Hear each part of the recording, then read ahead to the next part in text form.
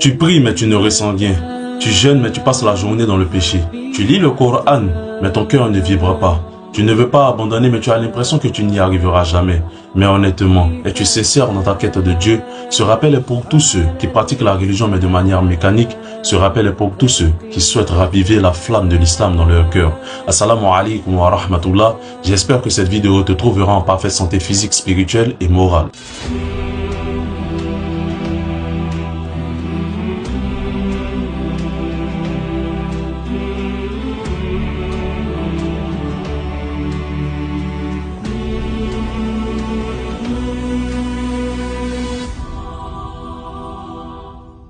Il est possible de faire la prière, mais sans jamais prier. Il est possible de faire le jeûne, mais sans jamais jeûner. Parce que nos corps bougent, mais nos cœurs sont endormis. Le prophète Mohammed sallallahu alayhi wa sallam nous dit que certains n'obtiendront de leur jeûne que le fait de s'être abstenus de manger et de boire. Et certains n'obtiendront de leur prière que le fait de s'être privés d'une nuit de sommeil.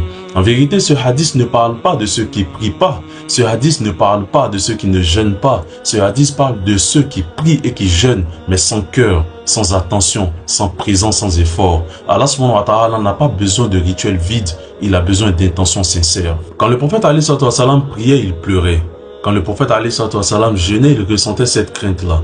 En vérité, tu dois comprendre que derrière ces actes d'adoration, il ne s'agit pas simplement d'une obligation que tu remplis vis-à-vis d'Allah subhanahu wa ta'ala, mais cela doit être plus ancré profondément dans ton cœur. Aïcha radhiyallahu anha nous rapporte que le prophète alayhi salatu wa salam priait à un point où ses pieds étaient enflés.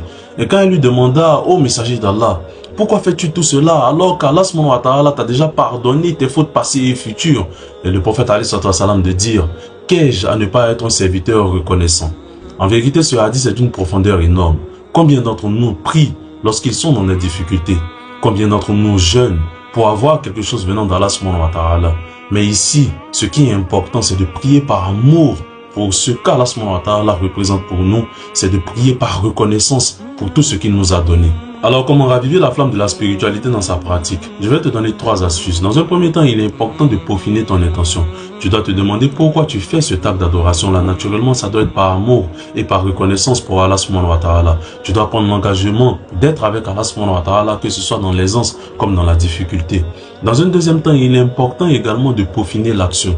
Oui, on parle de peaufiner l'intention, mais aussi l'action. Parce que c'est l'action qui donne vie aussi à l'intention.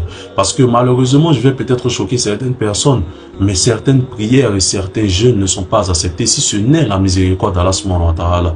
Parce qu'on ne jeûne pas et on ne prie pas conformément à la sunna, conformément au Coran. Il est important également d'apprendre à prier